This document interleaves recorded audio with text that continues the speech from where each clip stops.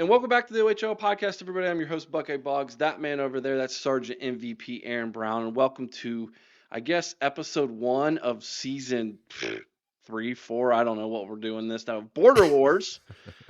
Aaron, this is one of my favorite things we do in the off season. It was so popular that we ended up doing it every single week for an entire episode on the weekends, all off season long for a couple years. Yep. And we're bringing it back after not doing it last year. We did talk about recruiting a little bit last year, but a lot of people love to talk about recruiting. Of course, if you're going to talk about recruiting, you can't not mention 247 Sports. Not can't leave them out. I I believe, I don't know what you think, Aaron. I believe that they're probably the best out there. I love the composite ranking, which takes into account their own rankings, the rivals, and ESPN, and combines them to give a composite score for a recruit. I think that's the most fair thing that you can do is to take the three major ones, give a composite, and when you do that, I think that sometimes you'll have a wide range in opinion, but then it averages out for that particular recruit. And so sometimes it's confusing because a 5-star for 247 Sports might be a 4-star in the composite, which is what happened to Aaron Nolan. He's a 5-star on 247 Sports, and then he's a 4-star in the composite because one of them had him ranked higher than the other ones did. That being said, what we're going to do is we're just going to start by going through the top 10 on the 247 Sports site for the state of Ohio. Now, why this is important, Aaron, and I want to get your 2 cents before we dive into the individual recruits. I believe that Ryan Day has taken the school of thought from Urban Meyer that I only want the best of the best. And by doing that, he maybe has lost a little bit of the Ohio edge that Jim Tressel had. And when it comes to the game, you want guys who understand the rivalry. And no one's going to understand it better than kids who were born in the rivalry from the state of Ohio. And interestingly enough, this morning on my way to work, I heard Bobby Carpenter interviewing Jack Sawyer. And he asked Jack this question. And of course, Jack gave, a politically correct answer, yes, we we would like to have more, but we also want the best type of thing. And I mean, he was trying to be tiptoe around it. Yeah. Yeah. But he also said he felt pressure in making sure the rest of the team understood the importance of the rivalry. And I thought that was really interesting that he would say that because as one of the few Ohio kids on the team and being from Central Ohio and having lived it, the fact that he feels that pressure to me says they're not relating the importance of that game to the team as well as they should. And I think that all stems from the top because I don't know that Ryan Day understands the importance of that game. He says he does, but the results speak differently, Aaron. There you go. There it is. The results. It's always about the results, isn't it? And Hmm. I'll tell you, I 100% agree.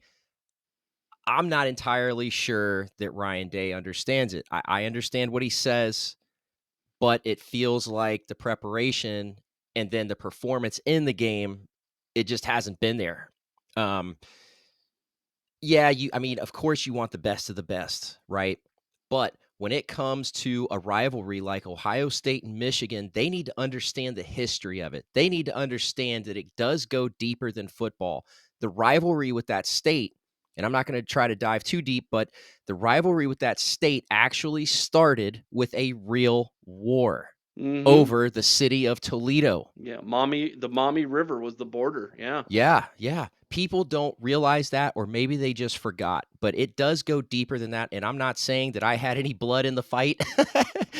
Obviously, that's a long gone war or battle that's concluded, but it still wages on at the end of November. It's bragging rights. So when we talk about recruiting, you have to protect your backyard. And I feel like we have not done a magnificent job of doing that in recent years. Yeah. So if you average, I think Ryan Day in his classes is averaging about 7 Ohio kids a class. He has a lot more walk-ons, obviously, and preferred walk-ons from the state of Ohio, and legends, kids whose parents played, like Orlando Pace and his Hmm. son's on the team. Herb Cedric Street. Saunders, yeah, these are all Ohio kids, but that's different than being a 4-star, 5-star kid on the roster and having a larger voice, if you will. So if he has seven scholarship kids per class from the state of Ohio, that averages out to approximately 28 to 30 based off of when they leave and go to the NFL and who's redshirted and so. So anywhere we'll say anywhere from 25 to 30 kids on the roster, scholarship kids from the state of Ohio. I think that's about 10 too low. I would agree. But let me throw this at you. What if the talent's just not in Ohio? That's where I'm going to disagree with you because I think there's plenty of talent in the state of Ohio, and we've missed out on some of it. Some of it's just not been, you never know who the 2-star, low 3-star kid is that goes to Michigan State, who you're never going to recruit, who ends up blossoming and becoming a stud, right? Happens all the time, right? Look at Mayan And Williams. yeah, you can't. I mean, you can't guess that. If you had a crystal ball, of course you're going to go get that kid, right? Right. Um, but what I'm saying is when it comes down to this guy or this guy, you take the one from Ohio. And I don't know that Ryan Day has done that. You know, a low 4-star versus a high 3-star, and that low 4-star is from you name the state, right? And this Yeah. high 3-star is Ohio kid. You take that Ohio kid because he's going to put his blood, sweat, and tears into being a Buckeye because it's what he's dreamed about his whole life, man. That's a fact. That is a fact. And I just don't think Ryan Day, when it comes to recruiting, isn't focusing enough. So if I could give Ryan any advice, and Lord knows he's forgotten more football than I'll ever know, but if I could give him a piece of advice, being a Buckeye from the state of Ohio, I would say you need to make sure 2 to 3 more kids every year is on this roster from the state of Ohio who you probably would have passed over. And given what we have in the transfer portal and things, you can take more kids now in recruiting. All right. You can Yep. you can do that. All right. Let's get into it. Let's start with number 10. We're going to go from 10 to number 1 according to the 247 Sports. These are kids from the state of Ohio in the class of 2025. Number 10 is Cedric Works. Cedric Works is a defensive end edge rusher. He's 6'4", 220 pounds. Plays his high school ball at Northmont High School in Clayton, Ohio, which is near the Dayton area. Aaron, currently this young man has got quite the list of Big Ten and SEC schools knocking on his door. Looking over his offer list includes Penn State, Michigan State, Georgia, Kentucky, Pitt, Penn State. No Ohio State offer yet, Interesting. but Georgia's already offered. Now, is the very first question if you're into recruiting is it a committal offer? Probably not. Which means nowadays an offer means we're super interested in you and we got our eye on you. Not necessarily you can commit. So, anyways, Cedric Works, defensive end. He's the highest ranked defensive end in the state of Ohio in this class. What do you think, man? Is this a possible person that Ohio State should go after? Now, again, I don't know his academics. I don't know him personally. I don't know much about him. He's not one of those guys I've done a lot of studying on. So there Hmm. might be some red flags there I don't know about. But I mean, if you're a top 10 kid in the state of Ohio, I think you should automatically be on Ohio State's radar. I would 100% agree with that. I don't know how. I don't know. Has he not attended any camps in Columbus? What's the story there? And that goes into what you were talking about. Are his grades okay? What's his character look like? Does he fit with the program? We don't know those things. Okay, and you're right about that. However, at 6'4", 220, there is some room to grow weight wise. He does need to add a little weight, but as a top 10 player out of the Dayton area at Clayton Northmont. If you follow Ohio high school football, you know about that high school. Very solid program, year in and year out. This is definitely a kid that should have had at least an offer. So I'm kind of wondering what's behind the scenes there. Yeah, I am as well. You know, I'm going to be interested. I'm going to dive into him more probably here in the coming weeks and do a little bit more digging on him. But that's definitely someone who, what's going on there with that one. All right, let's move on to number 9 here as we continue our trip here down the top 10. Luca Gilbert, a very tall young man, tight end, number 9, ranked in the 247 sports ranking. He's got a ranking of 238th nationally. He's the 14th highest ranked tight end in the country. Listen to this height. 6'7", 233 pounds. That's a skinny 233 right there, Aaron. It sure is. That's a beanpole. Look, plays his football at Lakota West. That is a powerhouse in the state of Ohio, down near Cincinnati, between Cincinnati and Dayton. If you've ever been to Kings Island, for any of you who've been to Kings Island, that's what we're talking about right here. Um, this is someone who Ohio State's offered. He's been to Ohio State. He's taken a lot of unofficial visits to Ohio State. I think this is Ohio State's kid to get if they want him, Aaron. I think they want him. I, you know, I again a little bit of room to grow in there, and he will.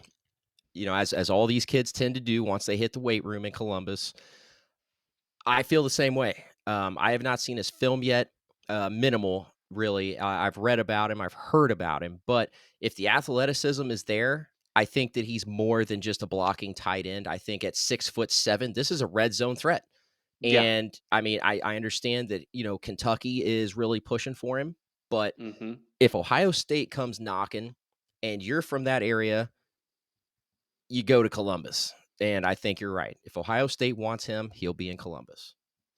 Yeah, I've watched his film a couple times. I've been following him since his sophomore season. Mhm. I've kind of called him a poor man's Jeremy Ruckert. Okay. Is kind of how I would view his game. Not quite as athletic, but also he's also playing much better competition than Jeremy did coming I out of high school. I would agree with that, especially since Jeremy came out of New Jersey, and I know he was at a top-notch program, but how many other top-notch programs are in that state? Whereas this kid coming out of Cincinnati area, that high school, he's playing some very tough competition. You're right.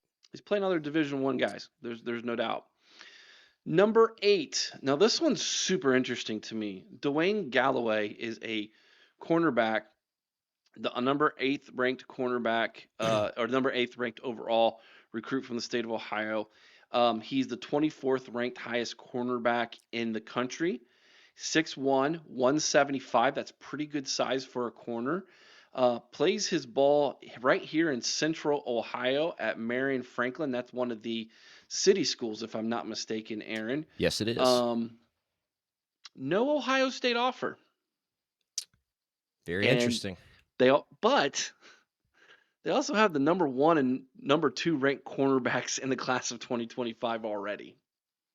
And I mean, I would take him, just say, hey, you never know. That's He's a true. central he's a central Ohio kid. Can he play safety? You know? Yeah. Um I again, we don't know the backstory here. I'm going to be doing a lot of digging on this guy here soon. I just think when you have a top 10 kid, a 4-star athlete in your backyard, that's an auto take. I don't care. I don't care what position he plays, and I don't care how many good guys are already filling that position. The only way he does not wear scarlet and gray in 2026, excuse me, in 2025, the end of 2025, beginning of 2026, since we're talking about 2025 recruits, is if he doesn't want to come to Ohio State. If he's Well, scared away by who's already committed. yeah, and that is a factor. Unfortunately, a lot of these kids, they want to come here and they want to play, early. They want to play by the end of their freshman year, sophomore season. They want to be in rotation. And when you have the talent on the roster, as well as the talent that's coming in on this roster in the coming seasons, I think this is a hard sell. And I understand he grew up right in, he's playing at Marion Franklin, The but shadows of the horseshoe, my man. yeah, yeah. Actually, this is where Heather went to high school. This is where my wife Oh, went to high school, was Marion Franklin. Yeah. I didn't know that. Yeah. So I'm familiar with this program a little bit. I followed them a little here and there, and I'm going to be honest, it's not a great program right now. Not a great program. Columbus City schools don't have great football right now. They just don't. They don't have the financial support that the schools on the outer belt, as I call them, have. Correct. Correct. That is absolutely a fact. I mean, you got DeSales and Watterson, but those are not city schools. Those are Catholic schools. So Yeah, they're private. correct. Yes. So, I don't know if this kid got his ranking by attending camps and really performing at those camps against kids from other area schools, or I don't know how he got this ranking. He's heads and shoulders better than anybody else in the city league. Well, I'm going to be honest. That's not hard to do. I'm not gonna sugarcoat it. That's not hard to do. City League is down. They've been down for years. When was the last time a school out of Columbus City League really challenged since Brookhaven, which is now closed in 2007, 2006? I don't know. There hasn't been one. That's the Mm-mm. answer. Nobody's come out of there. So I think that this kid earned his stripes through the camps, which is okay. But I don't see him coming to Ohio State. I know Kentucky. This is another kid that Kentucky's hot on. And I was about to say, there's a theme here in this Yeah. recruiting class that's happened that Look. no one's talked about, and that is Mhm. that every kid in the top 10, if they've not already committed to Ohio State, on their offer list is Kentucky. Every single one of them. Look at the transfers from Ohio State. Chip Trayanum, Mm-hmm. Kentucky. There was one other guy ended up at Kentucky. Michigan, I think they lost a guy to Kentucky. I don't know if he was a significant contributor to their program, but Well, he still ended Stoops up there. Stoops is no dummy. No, he's not. Smart He coach. he took, and this is a great border war segment for another time, but I'll just touch on it. He took the D'Antonio blueprint and he's applied it at Kentucky, and it's Mm, working.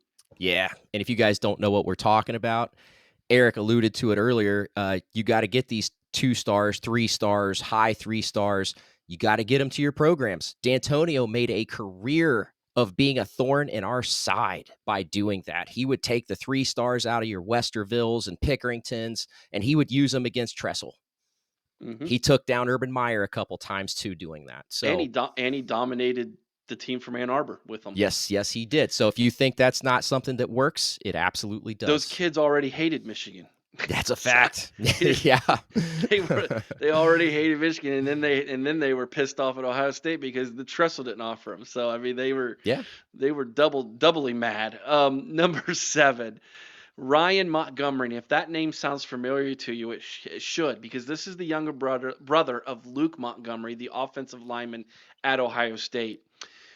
Years ago, when 2 years ago, when Ryan Montgomery was a freshman and Luke was a senior in Finley, and he was the starting quarterback as a freshman, there was a lot of buzz about this young man. Since then, things have changed. He's still very, very, very good. But there's another young man from the state of Ohio who we will talk about here shortly, who's taken the spotlight away from Ryan. But that doesn't mean Ryan isn't good. And I still believe if Ryan came to Ryan Day, Ryan Montgomery, that is, and said, Coach, I'm willing to come to Ohio State, even though you already have a quarterback in your class, I think Ryan Day would be like, awesome, I'll take you both. Because then let the competition begin, right? We're already seeing it right now Mhm. at Ohio State with Julian Sain and Aaron Nolan, two top star quarterbacks in the same class, battling it out to be the future starter of Ohio State. Excuse me. Ryan Montgomery is like that. He has the potential to come into a program, compete to be a starter at a Power 5 large championship caliber school like Ohio State. I just don't think he's going to do that. I do not think Ryan Montgomery's coming to Ohio State. The buzz is not there anymore.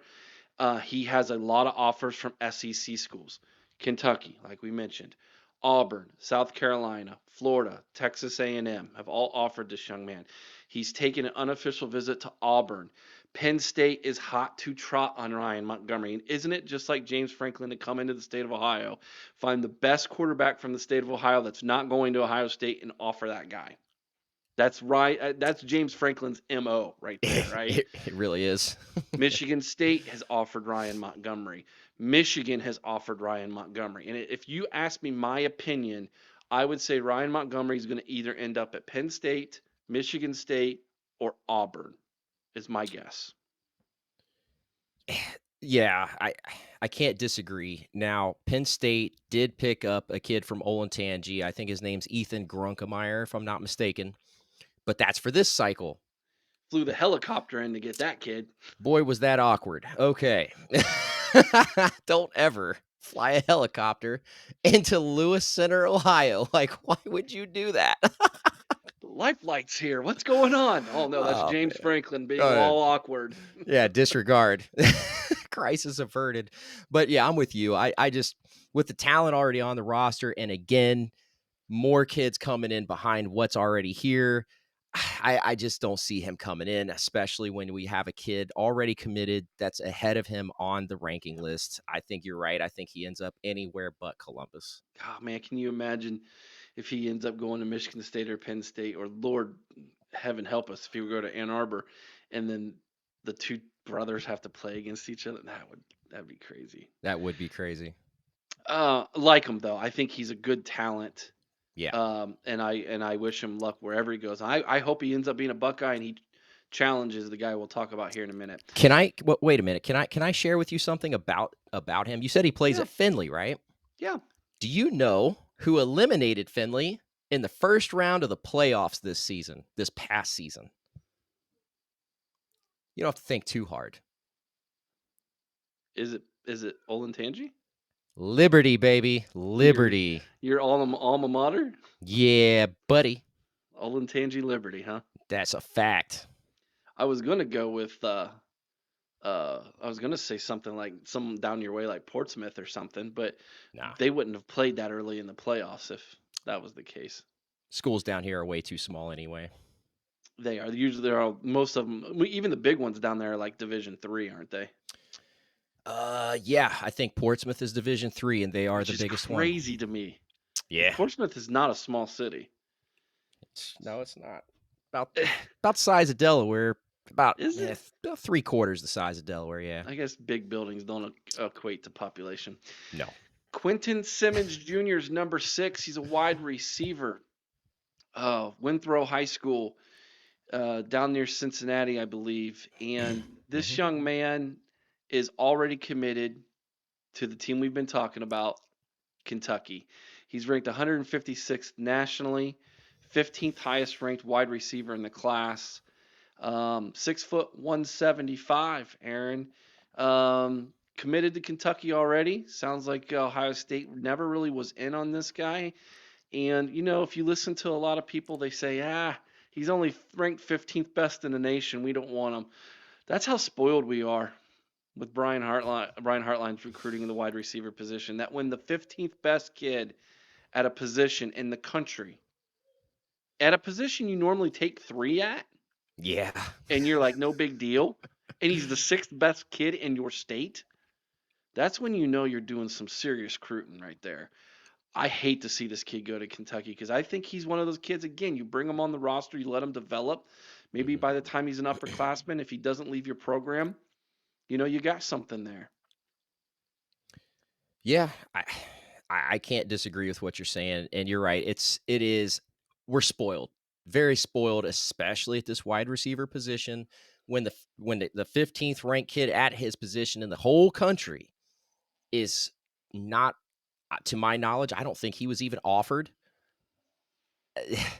I'll find out for you. It's just unfortunate, because now we won't know what he could have became at Columbus. Do we end up playing Kentucky at some point? Not real sure. I know it's very possible Given the with playoff scenarios, yeah. I mean, right. Kentucky's a borderline playoff team, man. They are with Saban gone. I mean, that pretty much leaves a secondary spot year in and year out for somebody to challenge in the SEC. Now, is that Hmm. Texas year in and year out? Maybe. But I'll tell you right now, don't count out anybody in the Stoops family. Yeah. They can build and run a program. Offer list included Kentucky, of course, Cincinnati, of course, Mhm. Big Ten schools, Indiana, Michigan, Penn State, Purdue, West Virginia, Virginia Tech, Syracuse, are some of the other big ones, Louisville, Boston College. But yeah, he chose Kentucky over Michigan. So if you're not going to go to Ohio State, I would totally do the whole Woody Hayes thing here and say, good decision you made there, young man. If you're not going to be a Buckeye, or if I'm not going to offer you, make sure you go someplace else other than that team up north. Well, and for him being near Cincinnati or in Cincinnati, Lexington makes a little Yeah, sense. he's It's a only like an short trip. hour, hour and a Yeah. half from there. Yeah. Yeah, if that. And that's a quick trip for his family to go watch him play. So, good for him. And he's in an SEC school. Yeah. What can you say? If I was a commit or recruit and it's like I could play at Kentucky, play in the SEC if I don't get an Ohio State offer, I mean, that's almost second best thing, right? I would think so. I would do that. All right. Top five. Here we go.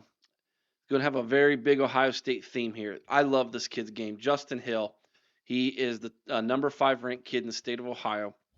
He is 6'3", 220 pounds, ranked 145th nationally, 17th best. They have him at edge on 247 Sports. He's a Mm. linebacker, and I think he's probably a top 10 linebacker. He's going to be that cowboy hybrid. Could throw him on defensive end.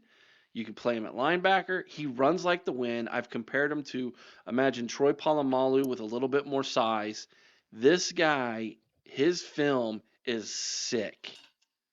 Um, this is a must get for Ohio State, Aaron. We cannot miss on this kid. Um, Looking at his offer sheet here again, right off the bat, you got Kentucky, of Shocker. course. Yep. Yeah, right. Um, some of the other schools: Penn State, Miami, Wisconsin, Texas A&M, Alabama, Oregon, USC, Florida, Ohio State, Notre Dame, uh, Pitt, Michigan State, Michigan, West Virginia, Boston College. I mean, it's a who's who, dude. Yeah. He's got some offers on him. When you see Alabama, Georgia, USC, Oregon, you see all these schools coming to Ohio to look at a kid, he's special. Yeah, because that's not a short trip, whether that's a flight or not. So yeah, this here is a kid we definitely need to try to secure. We need to keep this kid home. I don't care what the rankings say right now; those are going to go up, provided he continues to play. I believe that. Um, but bottom line is this: he's warm on Kentucky right now, according to 247 Sports. We can't let him go down to Lexington. He needs to come up north. Yeah.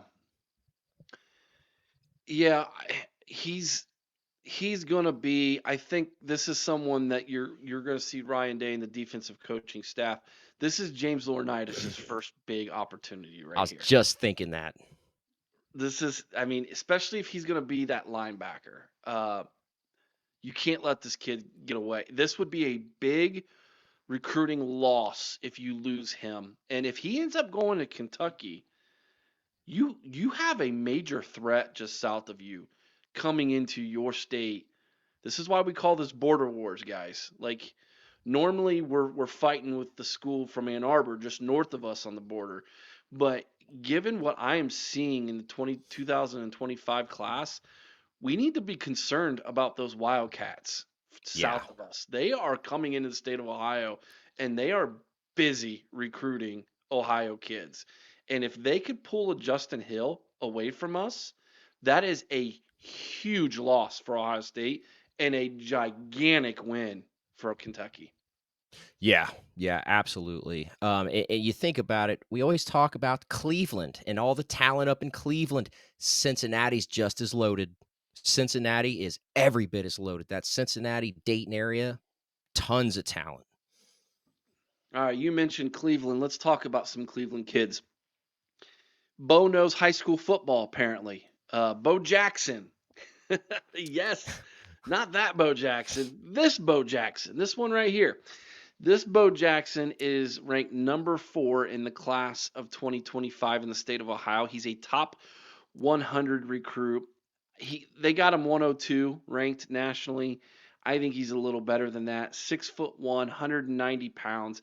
He's the 4th highest ranked running back in the nation, Hmm. and he is a heavy lean to Ohio State. Crystal balls are for Bo Jackson to be a Buckeye. Here's what I love about Bo Jackson.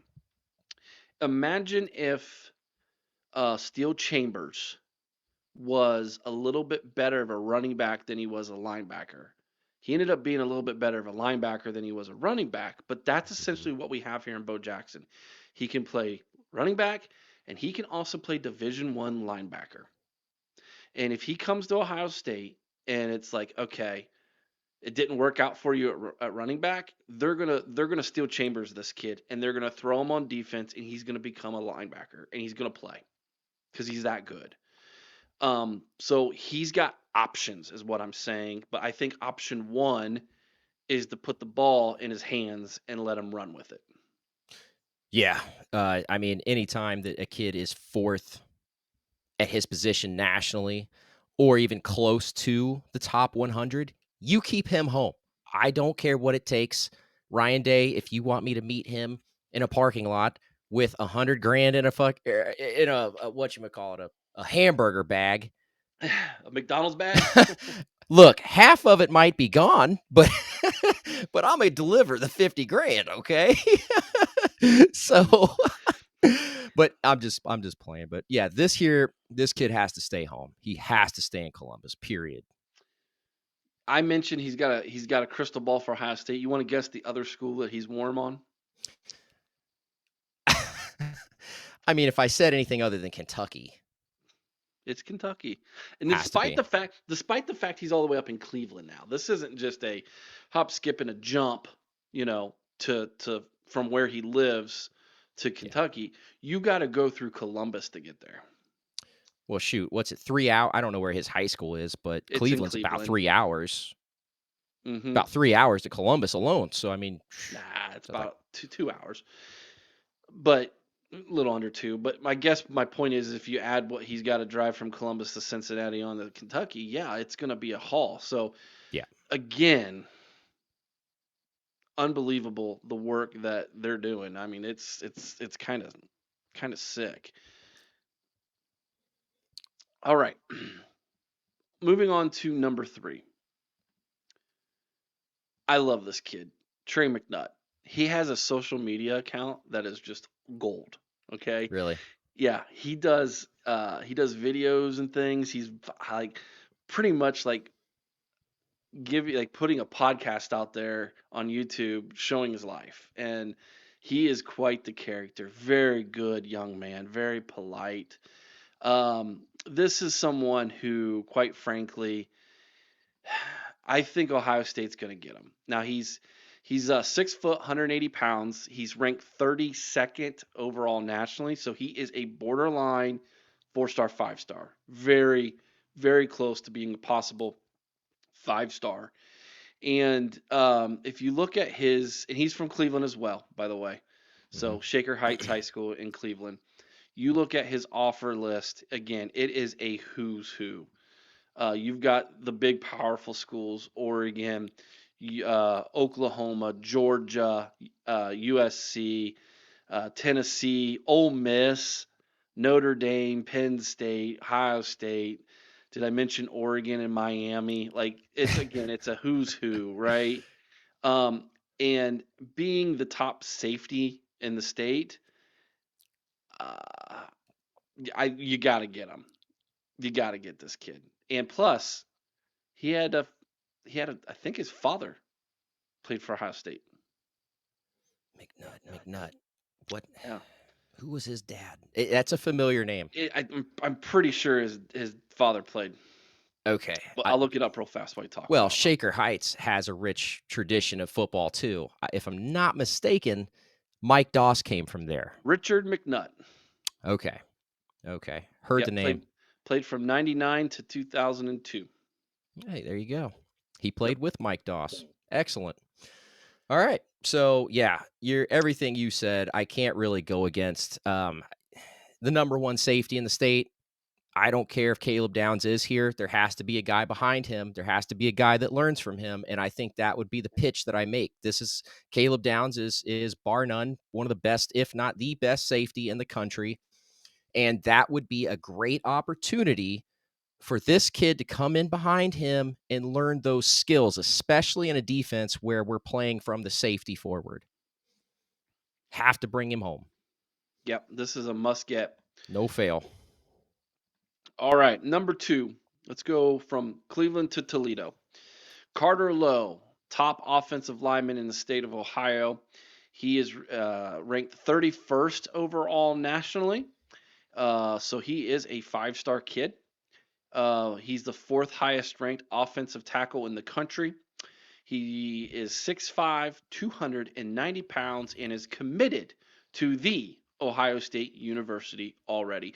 This is the biggest commit that Justin Fry has landed. And quite frankly, if he didn't land this one, he should be fired. And Yep. some believe on this podcast that maybe he should have been fired already. You cannot not get Carter Lowe. Like, you have to get this kid. But this is a big one because this is a Toledo kid. You know how that things go in Toledo. They can go one of two ways. You're either an Ohio State fan or you're a Michigan fan.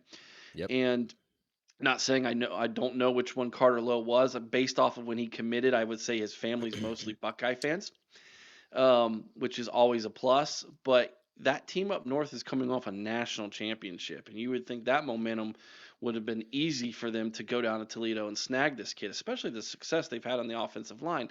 But given the cloud that's hanging over that university, given the change now, given the possible sanctions that might come down from the NCAA, I think it was an easy decision for Carter Lowe to stay in the state of Ohio and head down Route 23 to be a Buckeye. Yeah, I agree. I think even if his whole family was, Michigan fans, I with everything that's coming their way in the way of potential and likely NCAA penalties, I suppose. The fact that the coaching staff was essentially gutted. Harbaugh took most, if not all of them, to San Diego or Los Angeles with him. I mean, uh, lots of players are leaving. Lots of players, whether that's through transfer or through the pro draft. I don't know that it'll be the same team. So I think it's hard to pitch that they just won a national title when it's not really the same program in a sense. So I think that it was. I think you're right. Justin Fry could not lose this guy. He would have had to try to lose him to get him to not come to Columbus, but thankfully he pulled that off. So most of us on the show will take it. There you go. Number 1, quarterback Tavian St. Clair. He's the number 1 recruit from the state of Ohio. And, we just got done talking about Ryan Montgomery. This is why not getting Ryan Montgomery doesn't sting as much. You got this guy. He's ranked 12th overall nationally. He's the 3rd highest ranked quarterback currently in the country. 6'3" and a half, 210 pounds. Um, got a good arm on him. Plays in Bell Fountain High School. Not exactly a rich tradition of Ohio State recruiting hotbed there. But you know what? He could have probably went and played somewhere else if he wanted to. But he stuck it out with his teammates and his classmates in Bell Fountain. And you know what? Give the kid credit for that. Number 1 and number 2, when he goes to the different camps, he shines. Yeah. He shines. He was just at the Super Bowl thing that they camp that they give for high school kids, top 2025 kids at the Super Bowl, and he was the out of all the quarterbacks, he shined the most in the skills competition, blew everybody away. So this is a kid who Ryan Day saw in camp as a youngster, has watched him develop, has seen him grow, has seen the arm strength, decided between him And Ryan Montgomery, this was the one we wanted. They offered him. He committed early and has really been kind of the leader of this 2025 class that is doing really, really well in recruiting this year. I can't say enough good things about the young man. He's got an uphill battle to climb if he's going to crack the starting lineup at Ohio State, but quite frankly, that's the way it should be. Yeah, I can't say it any better on that end of things. But to build on that, I think that him staying at Bell Fountain shows immense character because a lot of kids, as you mentioned, they would have went to a private school or an IMG or a Mater Day out west. They would have went to one of those schools and played on a national level or interstate, if you don't, if you will. But the fact that he stayed home and played with his team shows me immense character and a lot of emotion in the game because that's not an easy decision to make for most kids when they have this level of talent. Because you're right, Bell Fountain is not exactly a hotbed for football in the state of Ohio. So kudos to him. I think that if he controls that emotion and channels it properly, that loyalty, that commitment, that character, I think that's going to take him a long way. And I think that that's going to parlay into his work ethic and potentially will help him crack the lineup if it's in the cards for him. So that's the class of 2025, the top 10 recruits in the class of 2025 as we broke them down for you guys. Looking over that class, Aaron, I'm gonna give a number of how many I think end up at Ohio State. This is just my way too early prediction. We have St. Clair and Lowe already in the class. I think we get McNutt. I think we get Jackson. Right now, I'm gonna be optimistic and say we get Justin Hill. So we get the top 5 guys. After that, I think we get Luke Gilbert. That would give us 6. I think we get 6 of the top 10. We aren't going to get Simmons Jr. I don't think we get Ryan Montgomery. I don't think we're going to go after Dwayne Galloway for some reason, and same thing with Cedric Works. But I think we get 6 out of the top 10. Your thoughts? I think that's a fair number, especially when you consider 2 of them are already committed and Bo Jackson is crystal balled in by, I think I saw 5 or 6 crystal balls heading to Columbus. So, um, again, I just don't think we fail on McNutt. I want to be optimistic like you with Hill. And when you throw NIL into this, you throw the money bags around. I think that we can definitely outspend Kentucky. Um, I They're hate to spending all their money on basketball players, I right? well, yeah, and I hate to say that because I don't want to paint this picture that these kids are just about money because I don't believe that. It's But recruiting now. it is, and that's the nature of this beast, unfortunately. So I'm with you, man. I think that 6 is a fair number. On the optimistic side, 5 I think would be realistic as well. I would like to see us get 3 more kids from the state of Ohio who are outside of the top 10. We Mhm. got Eli Lee, the linebacker from Archbishop Hoban in Akron. So he's already committed. There are crystal balls for Brandon Caesar, who is from Cleveland Heights. He's a defensive lineman. And then I want us to go out and get Nolan Davenport, an offensive lineman from Maslin. Um, he's ranked 12th overall in the state and 29th as an offensive tackle. I think those are your bookend tackles. I would go get the Ohio kids, and quite frankly, if we could get those 3, that would give us 9. If we get everybody who I'm suggesting we go after, 9 kids from the state of Ohio. That's more than what we've done in the past, and these are 9 good quality football players. Well, So you're especially you're not dropping, you like I said yeah. at the beginning where you pick up a bunch of 3 3 stars at the end. You're not doing that, and you're still getting 9. It's a good year for Ohio high school. So what we got to do, I think, because Maslin had such a great year. Okay, I think what you said about the kid from Maslin, the offensive lineman, that is somebody that we have to make sure that we keep home because they had an excellent year, and that was due in large part because of their line play, and that's something we have struggled with not only on the field, but in recruiting as well. It hasn't been anywhere near what receiving recruiting has been. And I understand very few of the positions have been. I get it. But if you're going to start somewhere, We need to start at the lines. Hmm. This Hmm. would be a big step towards that, I think, This is the kind of kid who goes to another Big Ten school, starts by the time he's a junior, and is really good, ends up in the NFL. and makes us pay for it. Yep. Yep. So I'm all for getting that kid. All right, guys, if you like this video, please give us a thumbs up. We really do appreciate it. If you haven't already, subscribe to the channel, ring the bell, get notified every time we release a video.